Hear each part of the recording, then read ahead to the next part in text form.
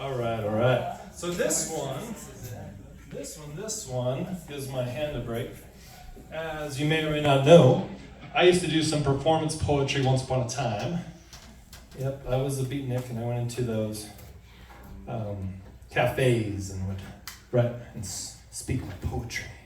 And so I'm going to share a little bit of that with you tonight. That would be fun. And this one is called The Ghost Dance. And I get a little help from Jimmy Page, my friend, on this one. And, as I said before, I studied hyphenated groups, Asian American, Latin American, Caribbean American, African American, American Indian literature. Got to know their narratives and stories, and so I would write about them and their experiences. And this one is about the American Indian experience.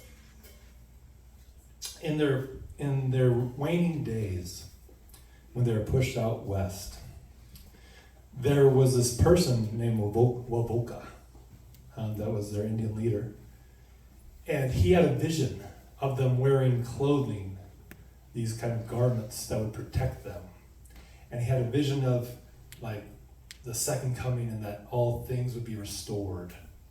And it was just a powerful story, right? But with our restoration background. And so I've written a story or a poem about that. And so I hope you enjoy it. It's called The Ghost Dance. The Ghost Dance.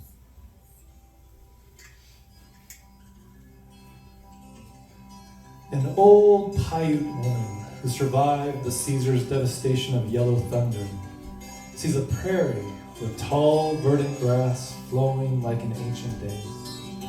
She lies in the grass, clutching handfuls of the green stuff with a hungry passion she has felt since childhood.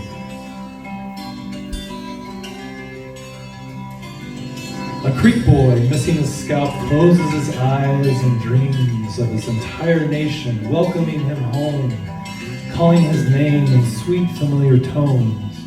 Child Gene, come home.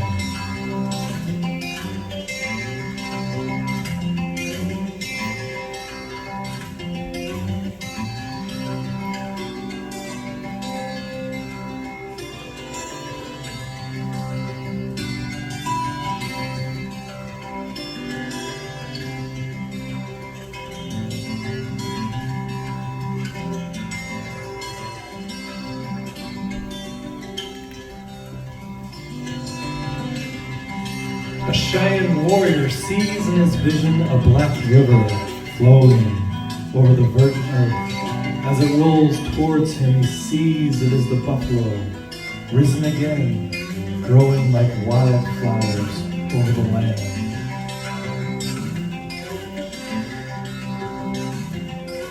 Each sees part of the ancient and future paradise now awaiting them. The chief, Wavoka, having called, now listens for the response that will wake his slumbering people and redeem.